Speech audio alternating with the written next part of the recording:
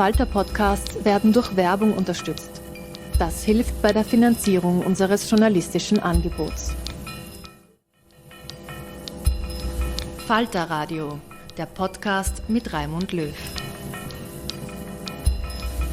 Sehr herzlich willkommen, meine Damen und Herren, im Falter Radio. War on the West, Krieg gegen den Westen. Unter diesem Titel seziert Ian Buruma, der anglo-niederländische Autor und Kommentator, die aktuellen Attacken von innen und von außen auf die liberale Demokratie und ganz generell die Lage der Welt. Ian Buruma ist ein Star und ein linksliberaler Vordenker für Europa und Amerika. Er hat unter anderem die angesehene New York Review of Books geleitet. Im Bruno Kreisky Forum hat Außenpolitikexpertin Eva Nowotny mit Ian Buruma einen großen Bogen gezogen. Vom rechten Populismus und der Mitverantwortung der Linken über das autoritäre Modell China bis zu den verheerenden Angriffen auf die Demokratie durch die Rechten in den USA. Es ist ein geistreicher Tour d'Horizon. Zu Beginn erklärt Ian Buruma den historischen Hintergrund des von ihm gewählten Titels War on the West. Gemeint ist vor allem der Westen, wie er sein sollte, liberal, demokratisch und multikulturell. Well, I do remember why I chose the title War on the West. And it was because there's a famous book, famous although pretty much forgotten everywhere. It was once famous, called War on the West, and it was by a Hungarian, originally Jewish Hungarian, I think from Budapest, who moved to England in the 1930s. He was a philosopher called Orel Kolnai, and he became a Catholic and rather conservative, although not right-wing. And he wrote this book in 1937, and he did us all a great service because he ploughed through all the writings by right-wing intellectuals, mostly in Germany and Austria, of the 1920s and early 30s, who were not necessarily Nazis, but people who laid the basis for what the Nazis later did. So people like Müller von den Bruck and so on. And he called it War on the West because of a lot of nationalist writing during World War I, including by Thomas Mann, where there was a contrast made between the West, which was basically identified with Britain, the United States, and France. And they were liberal, they were open to immigrants, they had a very loose sense of national identity.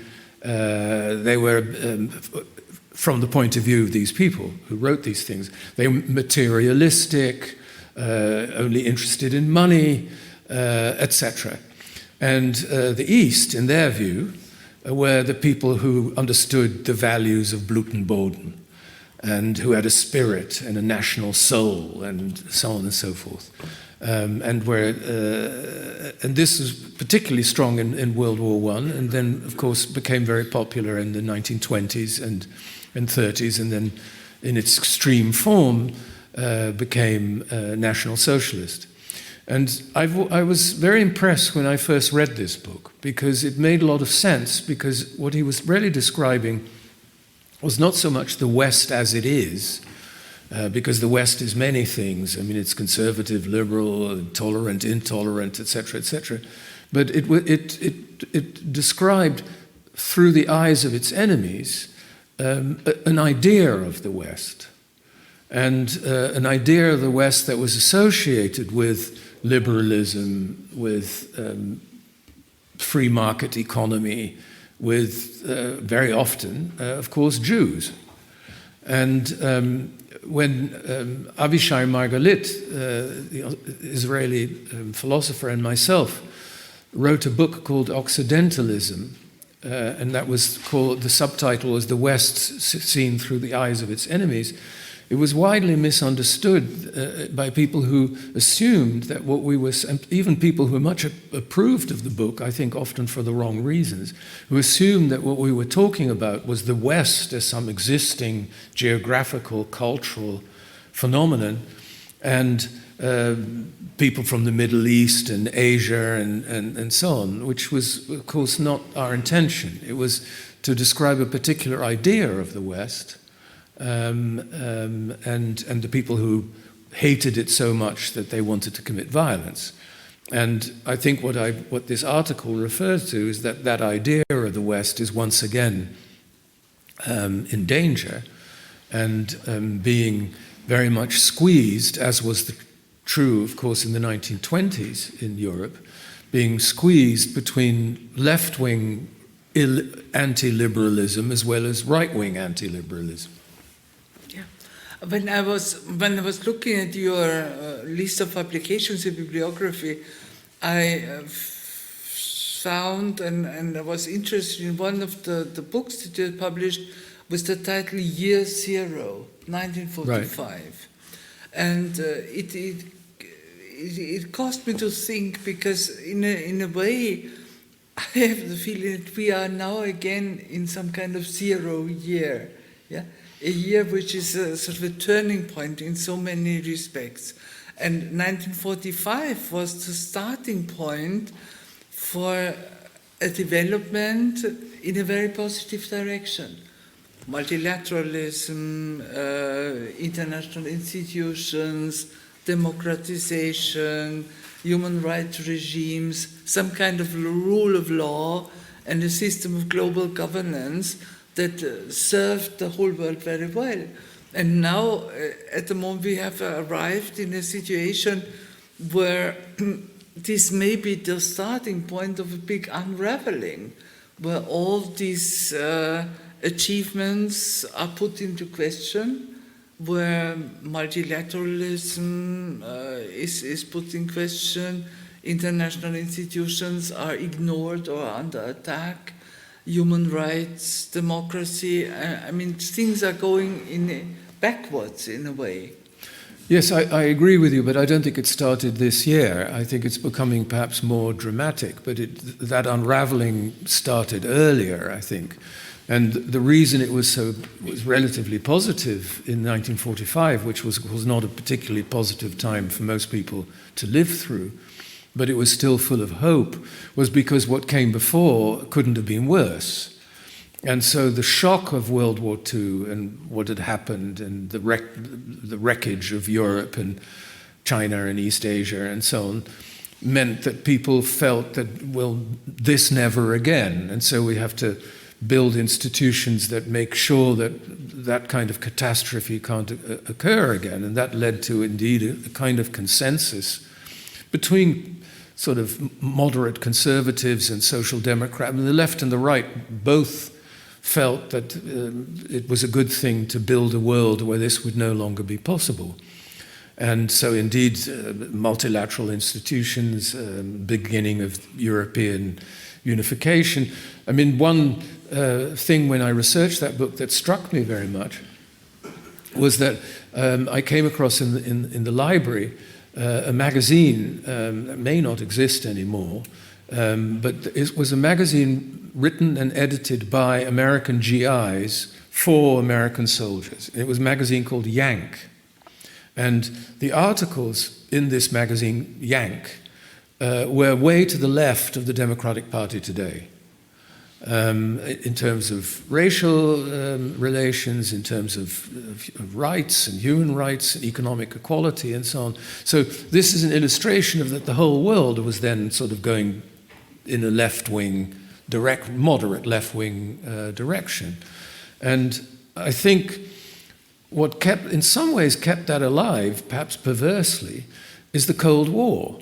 Because in order to counter communist propaganda, which was in the late 40s and 50s still quite influential in intellectual circles, certainly in countries like France and Italy, the West, or the Western democracies, needed to have some idea, some common goal of egalitarianism. I mean, that you can't allow societies to get too divided between left and right and so on. There had to be a counter narrative to the communist world that showed that the capitalist Western world could also be egalitarian.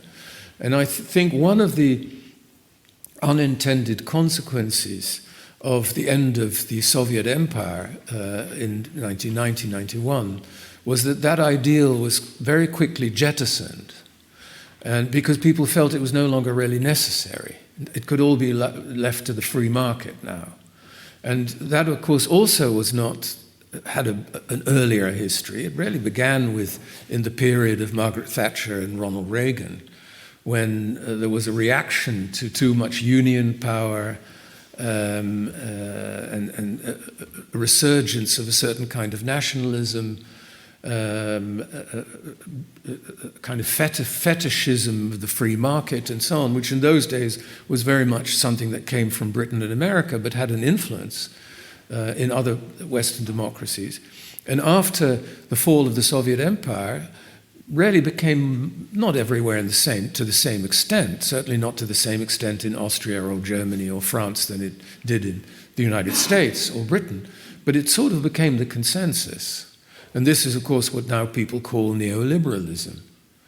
And when the common ideal of egalitarianism was thrown away, to put it in a way that's a little bit of a caricature, the left lost its purpose. And when the left lost its purpose, and conservatism and free market fetishism sort of became the mainstream, I think that did great damage to liberal democracy. And what we see now, the rise of right-wing populism, the Trump administration, and so on, wouldn't have happened if there had still been a strong left. So it's not just the rise of the right that needs to be explained. What also needs to be explained is the demise or the crash of the left. And we can talk about that too. But, I think we should, yes. I mentioned sort of this example of the year zero, because in a way it seems to me that the war that we are facing now in Europe, Russia's attack on Ukraine, is a change of paradigm. Yeah? And we have for the whole sort of post-war period, it was one of the dogmas that you do not attack another country. Yeah? And we have the whole system that we built up around this principle. OSCE, Organization of Security Cooperation in Europe, Helsinki process, and so on, was based on that you do not change borders with military violence, that you respect the sovereignty of other countries. And in a way, this attack has crystallized in a way so many things, or brought clearer so many things that were already there, which of course you rightly said. And I sometimes think that we have overcome the Cold War in its classical form, yeah. So the West against the old Soviet Empire and the countries that were under communist control and and leadership, but we are moving into a Cold War in a different composition in a way. Yes. The countries are. It's more sort of now the countries that are embracing capitalist market economy, but combine it with authoritarian rule and are doing quite well with it. And of course, for many, this is a very attractive concept that you are successful, you accumulate wealth, you offer social services, but you don't have to deal with freedom of information, human rights, and all these other issues. It's a concept that appeals in many parts of the world, and that's I think the new confrontational lines that we are facing.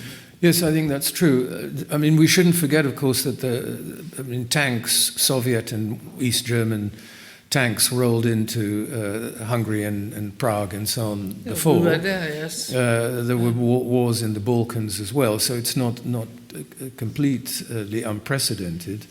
I think in response to your remarks, I would say two things. One is that, yes, we seem to be facing a very new world and paradigms shift and so on and so forth. On the other hand, you can't help seeing how long the shadow of World War II still is. First of all, both the Russians and some people who are supporting Ukraine are claiming to be fighting Nazis. I mean, the Russians claim they're fighting Nazis in the Ukraine. Some supporters of the Ukraine sort of project Putin as a Hitler, and that we're supporting the Ukraine is like fighting the Third Reich.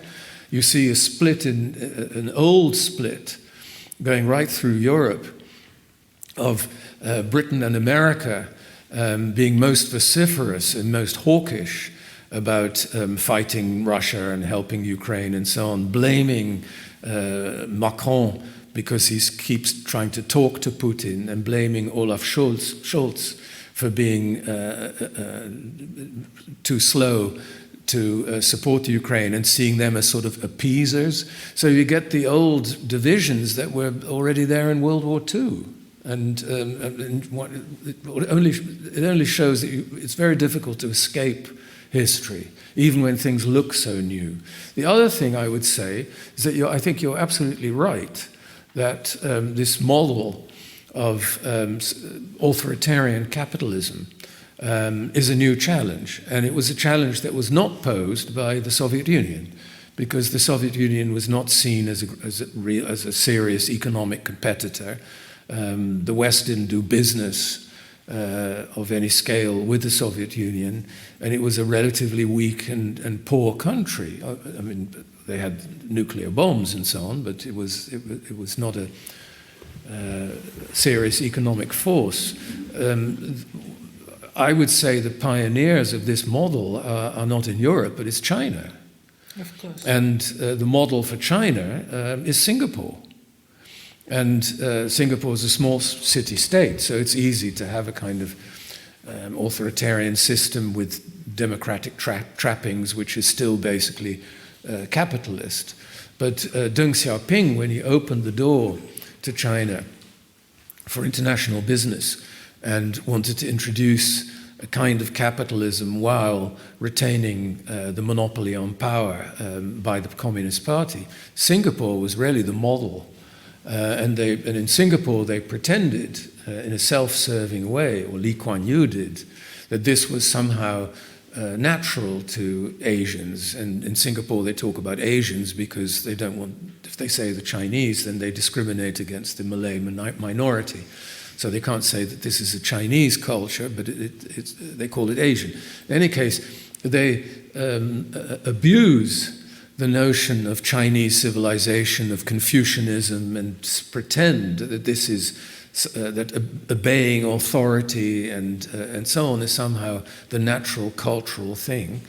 But what they've come up with is a hybrid between Chinese authoritarianism, based on I think an abuse of history, by invoking Confucianism and Chinese culture and what used to be called Asian values and so on, and capitalism. And of course it works up to a point. I think people underestimate its inherent weakness, which is that the claim to legitimacy, or the legitimacy of monopolizing political power by the Communist Party is not based on Marxist ideology or Maoist ideology, because even communists in China don't believe that anymore. So it's based on the idea of order, of national greatness, and promising the educated urban middle class that they will continue to become more prosperous. Now that's a very risky and slippery basis for political legitimacy, because it means that as soon as the urban middle class are no longer becoming more prosperous, but in a serious crisis might even see their savings disappear, political legitimacy will be challenged. And in a democracy, you can vote the party out that you blame for this, not in a dictatorship.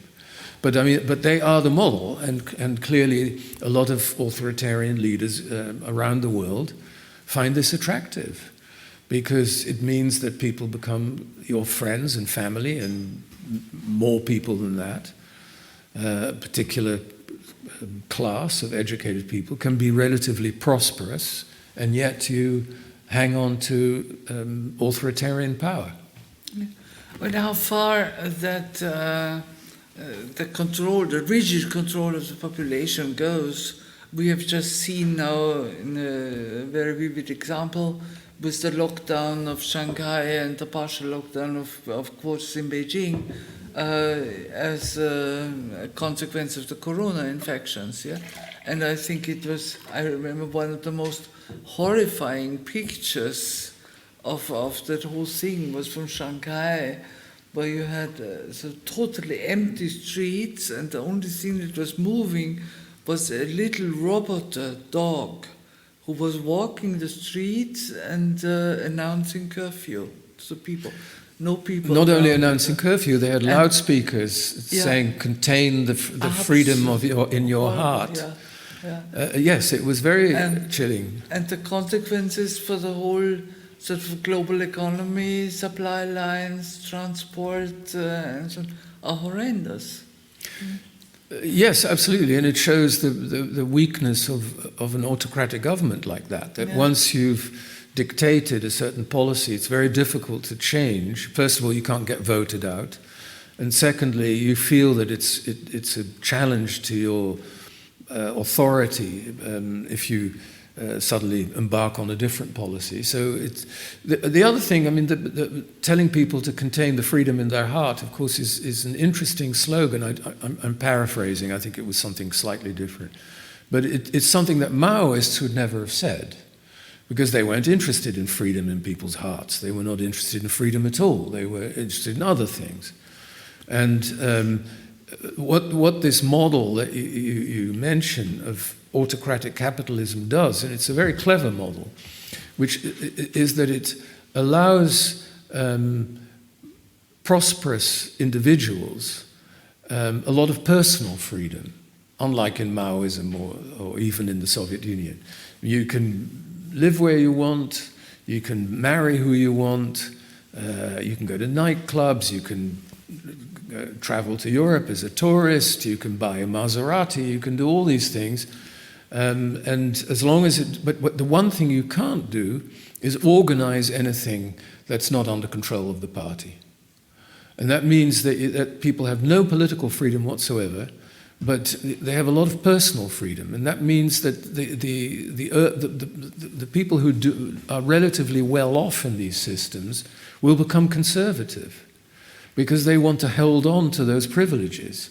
And they're frightened of sort of mass movements and so on. And they're even, you can convince them that democracy is dangerous because it will create disorder, and the uneducated masses who will cause problems, and it'll create violence and so on. And so if you want to hold on to your nice Volkswagen or indeed in some cases Maserati, if you want to hold on to your nice apartments and the order that is guaranteed by the party in order for you to have a nice life, you'd better do as we say.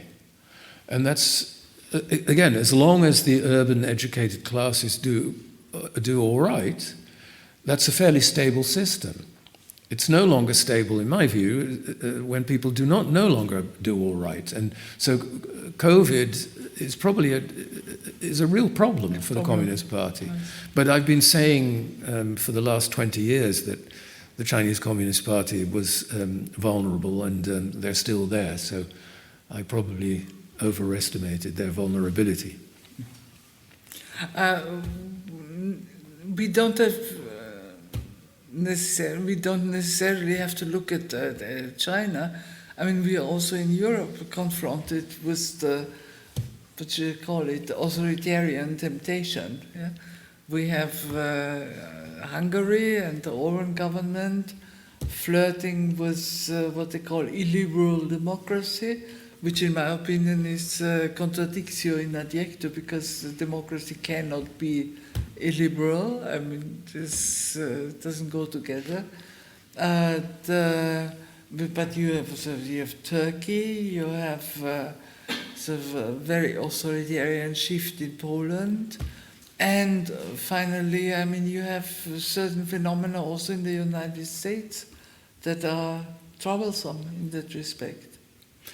Yes, I mean, that's complicated because I think the reasons for these illiberal trends are not necessarily the same in each country. They are different in each I mean, I country. think in Central Europe, a lot of it is because people were promised after 1989 and 1990, now you will join the EU and you'll be just as prosperous as all those Western Europeans and everything is going to be wonderful and so on. And of course it didn't turn out that way. And so there's a great resentment of the EU, of people who promised that, and there's a backlash. People want strong men and become nationalistic and so on and so forth. I mean, Turkey has its own problems, and I'm not competent to talk about that in any detail. In America, it's a little bit more like Europe, although more dramatic, in that as a consequence, I think, of what we were talking about earlier, the collapse of the left, when the mainstream became, just to use that as that jargon word, but neoliberal, and things were left up to the market, and there was no real ideological difference, or not sufficient ideological difference, between what was traditionally more or less left of center or right of center. And you got in more and more countries in Europe what in Holland, where I grew up, is called the purple government, so a sort of social democrat and conservative government being in parties being in government together. You couldn't really tell them apart anymore. And to a lot of people who felt that they were not benefiting from this, that their salaries were stagnating, that their children were no longer going to be better off than the parents, that immigrants were coming in and the elites were blamed for being more generous to the immigrants than they were to the local population, when the EU was blamed often by national governments for their own self-serving reasons for all the hardships that people were going through. Resentment started building, and when the resentment was voiced by people who saw immigrants coming to their neighborhoods, who saw their children failing at school, who saw their jobs disappearing, and so on. It was very easy to blame it all on the elites. And when you blame in Europe, when you blame it on the elites, you blame it on the EU, because that's seen as an elite project. You blame it on the immigrants, you blame it on the left that's supposedly coddling the immigrants, and you end up with right-wing populism. And something similar has happened in the United States, but in an even more dramatic form. In America, of course, race plays an even bigger role than it does in Europe. But I mean, of course you have to blame the right for exploiting this, but I blame the left too. And I think one of the big... it's difficult to call it a mistake because these things grow gradually. But one of the problems of the left in Europe and the United States is that they've let go of class and looking after the economic interests of a certain class, and more replaced it with cultural issues, with gay rights, with gender issues, with multiculturalism. None of which are bad causes. I mean, I'm in favor of gay rights and so on. But when that more or less replaces class and economic interests, then you end up in a culture war.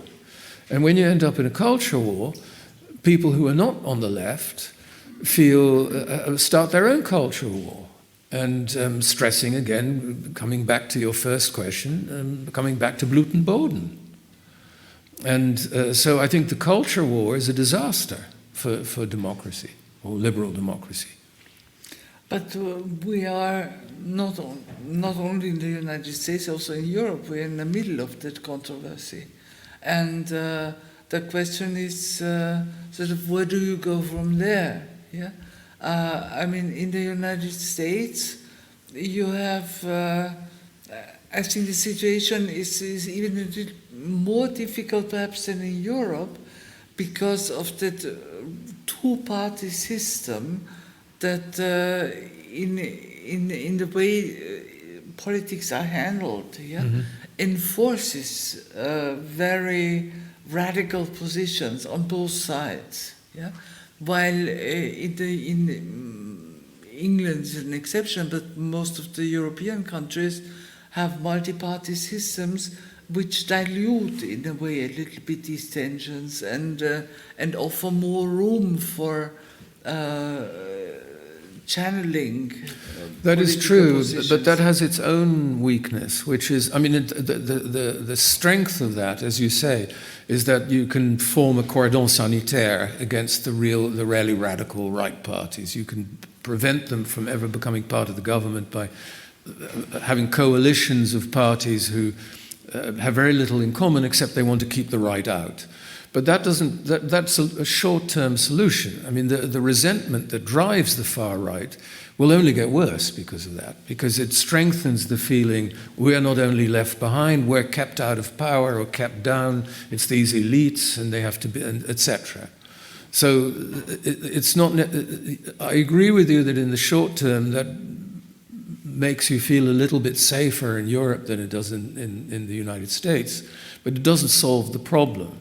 What I think would go some way to solving the problem is to go back to economic interests. And I think Joe Biden actually started off on the right note, which was he may have been too ambitious, he may not have sold it properly, all that, but I think he had the right idea to try and have another New Deal, which would benefit immigrants just as much as the local population that were not doing very well. And so you have to, it's no good if you're a left-wing party to say, oh, well, we have to be nice to immigrants and we shouldn't be anti-racist and we have to appreciate their cultures and we should encourage mosques and so on, none of which are bad things. But I think it would be much better to try and point out that certain economic policies would benefit immigrants just as much as the local working class, so that you get a real sense of solidarity between the working class and immigrants. That's hard to do, but you have to try and do that. Whereas what we have now, again, you see it in America so clearly, is that the poor white people see immigrants and black people and so on as enemies, whereas they actually share a lot of problems and have a lot of problems in common. And so you find that poor white people making common cause with a billionaire surrounded by sort of cronies who are extremely rich, doing things to become even richer, and selling and persuading these poor whites, or relatively poor whites, that somehow they're benefiting because you're fighting for their culture. But that's, again, a reason why I think the sooner we get away from the culture wars and the more we get back to class and economics, the better. I mean, I was never a socialist in my life, and in the 70s and 80s, I sort of slightly reacted against leftists in Europe as a form of rebellion against the 68 generation. Having lived in America now for almost 20 years, I've become much more left-wing than I ever was before, but in the classical sense. It's nice to welcome you in the group of leftist thinkers, especially here in this house. I was thinking when you spoke about sort of the problems in the multi-party system. Yeah, I lived for a couple of years in France, and it was that time when the Father Le Pen was sort of on the rise for the movement, and in the Parti Socialiste, as well as with the Conservative Party, Chirac and so on, the dogma was keep them out of power at all costs. And they were sacrificing electoral victories, I mean, just to keep out a Le Pen follower and so on. And it didn't work because at the moment, I mean, the movement is with 40%, and shows that this was not the right answer. Yeah? No, it doesn't work. And I think probably going back to sort of economic issues, basic economic issues, might be a more solid especially answer. Since the far right and the Le Penists are good examples of this, but so is Trump, and rhetorically at least. They've hijacked a lot of the economic issues from the left. So, I mean, you always, of course, had a distinction between right-wing populism and left-wing populism, but what they have in common is that they are anti-elitist. But the left-wing populists were, of course, against bankers and financiers and so on, but so is the right. I mean, it's not National Socialism for nothing. And so, once the left lets go of those economic issues, it gets hijacked by the right, which is yet another reason why the left should try and get it back. But that's why it's so tragic that, in a way, Biden failed to bring that big economic revival project that he had with infrastructure and so on through Congress and really get the money to do it. Well, he still got more through than, I mean, correct me if I'm wrong, but more through than either certainly Trump or even Obama did. I mean, Obama got the health care through. Yeah. But one shouldn't underestimate what Biden has actually achieved. I mean, he's not really given enough credit, I think. There was yesterday an article by Thomas Friedman in the New York Times. He's not my guru. I don't. So he's not everybody's guru, but nevertheless, it was a very personal kind of sort of commentary that he wrote about the lunch that he had with Biden. Yeah, that was him at his worst. Mm-hmm. When he gets personal, that's rarely when he's irritating. No, but he then concluded the article by saying that sort of Biden was successful in sort of keeping NATO together. He was successful in keeping Europe together. He was successful in keeping the West together. But that he is very concerned that he was not keeping the United States together, and that the breaking lines and the fissures in the society are so great. That goes to show that he's a master of the cliche. But the main point of these articles is to say that he had lunch with President Biden, and he had the tuna sandwich. Biden listened to his advice. And he had the tuna sandwich. They had a tuna sandwich too. No, but I mean, on a more serious note, I think one of the biggest problems that the United States is facing is this constant attack on voting rights and the fooling around with the electoral system. I remember when I was still in Washington, I met members of Congress who were proud that in their whole political life they never had an opponent, because it was the majorities were so solidified that they were re-elected and re-elected and re-elected, and there was never a question of a political shift. And if you have a parliament, and Congress is, after all, a parliament too, where only 10% of the seats can be changed in an election, this puts a quick question mark whether this is really sort of a bona fide democratic system.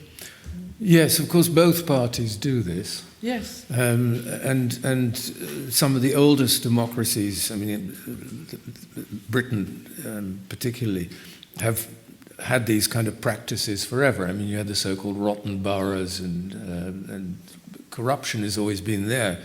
I'm less worried about corruption than I am about a direct attack on democratic institutions and democracy itself. I mean, what should have disqualified Donald Trump from the beginning was when he said, I think in the first presidential debate, may have been in the second one, but I think the first one, and he was asked the question, would he accept the outcome of the election? And he said, well, that depends on what the outcome is. And that should have disqualified him. I mean, you cannot be a president in a liberal democracy if you're not prepared to accept electoral defeat. Yes. And if you're not prepared to accept electoral defeat, the system won't work. And that's much more dangerous. I mean, it's bad enough, all the fooling around with electoral districts and that kind of gerrymandering. But it's really catastrophic when you manage to convince a large number of people who vote for one of the two main political parties that the outcome of an election is illegitimate. Because if you say that, then the whole system is illegitimate. Yeah, but that's why you have the sword of Damocles is a big lie. Yes. That is still hanging, poisoning but the when you were political saying, debate. when you were If saying, have such sure. a high percentage of the population that is still, even today, convinced that the election of Biden was illegitimate and that it was only by fraud and so on. That poisons the political system completely. Of course. No, absolutely. So I think, I mean, you were saying democracy can't exist without liberalism. That depends on what you mean by democracy. I mean, some people on the far right believe that real democracy is direct democracy with referendums and that kind of thing. That's when you get the voice of the people. And whereas liberal democracy is a variation. I mean, well, we all know this. I mean, it's representative and so on. And you can have a lot of corruption and fooling around, and the liberal democracy can survive that, but not if half the voters don't believe the system works. We are also having an occasional debate about politics by referendum and sort of die Volksmeinung, yeah, but we are still holding on to the representational democracy and representational system. It works in Switzerland, but it's the only country that I know where this kind of political system really works and where people are very serious about what they are doing. Yes. And not influenced by political populist maneuvering, or less influenced than anybody else. But I need to go back to sort of our more perhaps burning issue at the moment is the relationship between Europe and the United States per se. It was, we came in a way through the Trump years, yeah, with a lot of problems and a lot of misgivings on both sides and misunderstandings and so on. Biden has straightened it out to a certain extent, yeah, and we are back. And in a way, Friedman is right that he said Biden has kept us together in the transatlantic relationship. But we are having midterm elections now, in 2 years presidential elections, and if all predictions are taken seriously, it's not unlikely that Mr. Trump will have a return to power? Well, first of all, I don't think we should take predictions seriously because we just don't know. I mean, politics, I mean, I don't want to sound like Friedman, but... It was in this house that Shimon Peres once said, and that's a remarkable sentence, he said, opinion polls are like perfume. They smell nice, but don't drink them. Right, exactly. So we don't know. I mean, we don't know whether Trump will be the candidate. All kinds of things can still happen.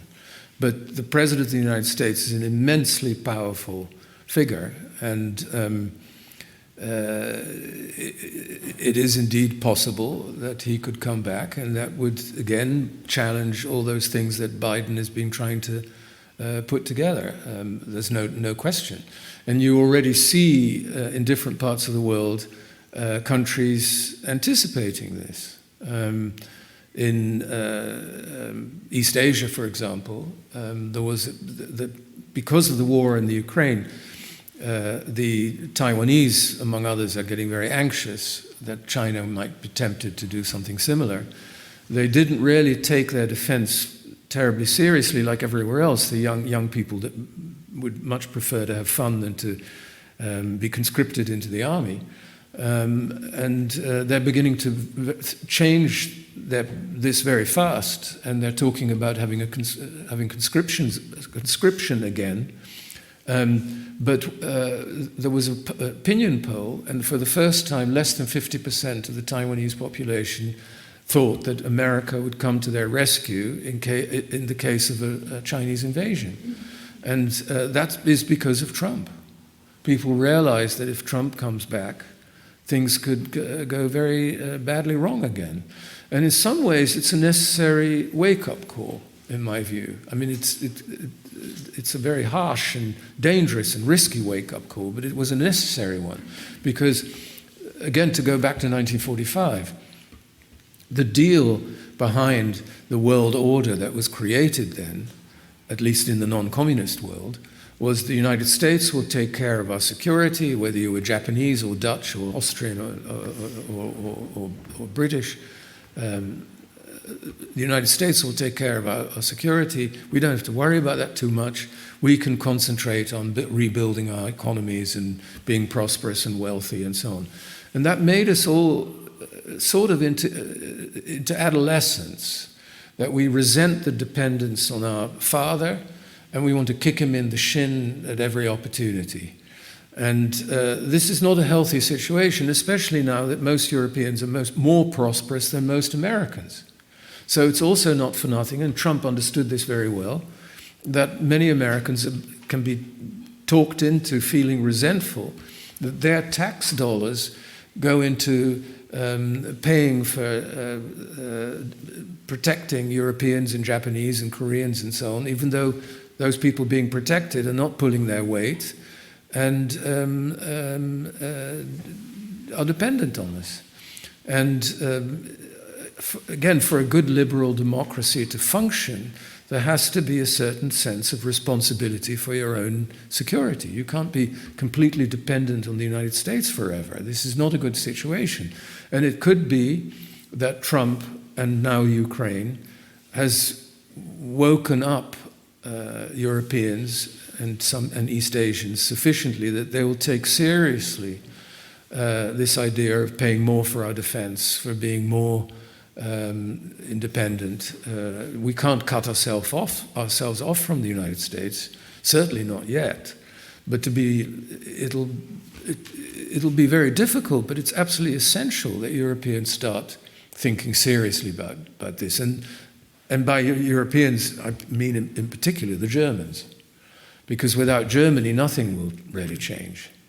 And so, having grown up in the Netherlands only a few decades after the war, it feels very peculiar to be saying this, but I want Germany to become a more serious military power again. I never thought I would think that when I was younger, but I really do. And I think it's a real problem that, it's changing now. And the attitude of the Greens in this war is very, very interesting. So things are beginning to change, and I think for very bad reasons, war and so on, but that is perhaps one positive aspect, that it's made countries that were too dependent on the United States think a little bit more responsibly. In a way, Trump was the first wake-up call in that respect. And when he said and came out with statements like sort of Europe is an enemy and NATO is obsolete, and that was a shock for Europe, and in some respects a very healthy shock, because we started to confront these issues. And as a consequence of the present war situation, the security debate in Europe has become much more stronger. And it was always there. And as you know, I mean, things in the European Union particularly move very slowly and go in phases and so on. But the basis has been laid for a common European security system, common European defense. It will take time, I mean, till it all materializes, and how serious that whole issue is taken at the moment, you see by the sudden switch in the Nordic defense position, where Sweden and Finland seek entry into NATO after generations and generations of non-alignment and then being alliance-free. And we have the same debate here in Austria about are we still keeping on as a neutral country? Is this a concept which is conducive to our security, or do we have to change it? I mean, so the debate is ripe, and as you said, should it turn out that Trump comes back into the presidency, it will get a lot of push. It's one more reason why Brexit was such a disaster, because you can't conceive of any kind of European security, common security arrangement without Britain. I mean, Britain and France are the only countries that have any, not nearly serious enough, but any at least some kind of serious defense. And without Britain, it can't be done. And again, politics are being played in this Ukraine war, in that Boris Johnson, who likes to posture as the sort of Churchill of his time, which makes him look pretty absurd. But one of the ways he does it is by grandstanding in Kiev and other places, and projecting this image, which is not entirely wrong, of that once again it's the English-speaking countries and now with the Scandinavians who are standing up for freedom against a dictator and so on, whereas the Germans and the French, and they still want to talk and pretend that, everything can be done in a peaceful way and so on. All these are caricatures, but there's a kernel of truth to it. And so the more Britain is integrated into the EU, and one can only hope that after Boris Johnson and the Brexiteers, Britain will come to its senses and they'll come to some kind of, if not rejoin, at least to a better, closer arrangement. Because without that, I don't see much hope. Well, in many different respects, Brexit was a disaster. It was very detrimental for the European Union, but it's also, a disaster for Britain.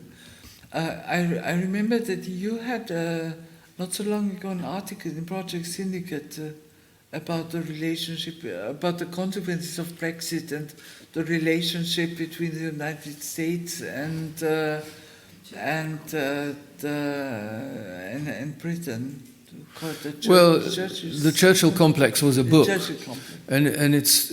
I was trying to argue that in some ways, in almost every respect, it was a very good thing that the Allies won the war, and Austria was the first victim of Nazi Germany, but it had its unfortunate consequences, which is that Britain stuck to the United States like a leech instead of playing a major role in the EEC and then the EU, because it hung on to its hour of glory and thought that by sticking to the United States it could still be a major power, and that the national glory the great national glory was having defeated Nazi Germany and Japan and the United States in particular, but usually followed by Britain loyally,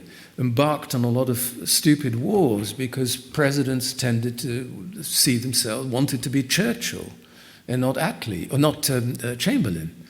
And so the two countries in some ways suffered from having been the victors in World War II. Whereas in Germany, of course, the consequences was very different. There they still suffer because they feel that they can just concentrate on being prosperous and having a good life and talking about peace and love without having to be responsible for their security and being frightened of it.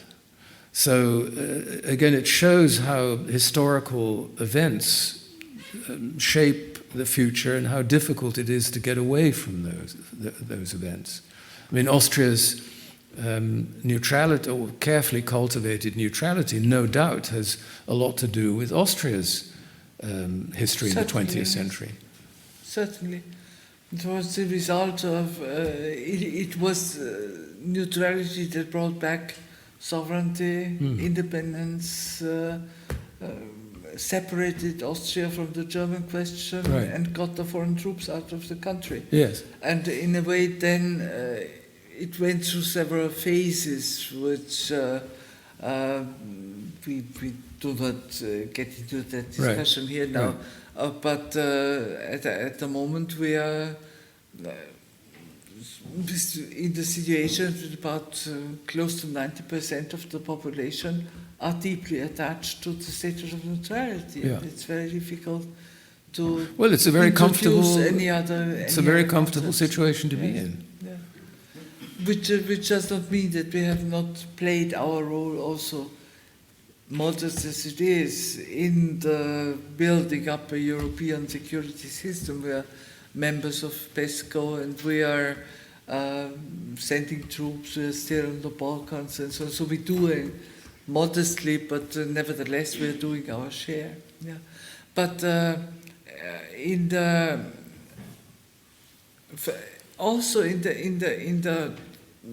broader picture of the whole transatlantic relationship, which is extremely solid if you look at it purely in the economic issues. Yeah? There is no other economic relationship which is as strong as the relationship between the United States and Europe. In every respect, that's trade, that's foreign direct investment, jobs, whatever aspect you look at. But in every other respect, I mean, the role of Britain in that relationship was instrumental over the years, and in a way that Britain broke out of the European Union, and the consequences of Brexit also in this relationship are felt. Yes, that's true, but one can also overrate the role of Britain in this, in that Britain took the relationship with America much more seriously than America took the relationship with Britain. I mean, there are certainly, there's a lot of cooperation in intelligence and that kind of thing left over from the war, and this, they speak a similar language and all the rest of it. But from quite a long time ago, I mean, President Kennedy still confided in Harold Macmillan and saw him as a sort of father figure, and was an Anglophile of a kind, perhaps as a form of rebellion against his father, who was an Anglophobe.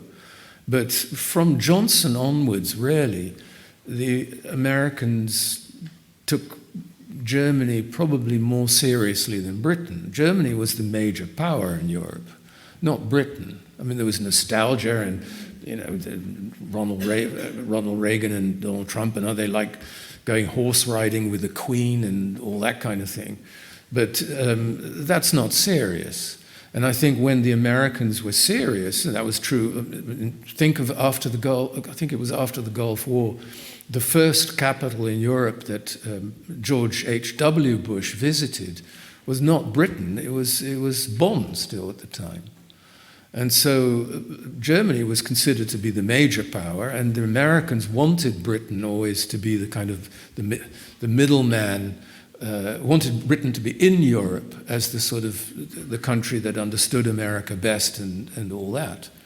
But apart from Donald Trump, for his own perverse reasons, no American president would have condoned, certainly not Ronald Reagan either, Britain leaving European institutions in the way they did. But I think it's probably done the most damage to Britain itself, Brexit that is, but in terms of security, in economics too, but it's certainly done a lot of damage to Europe as well. Yes.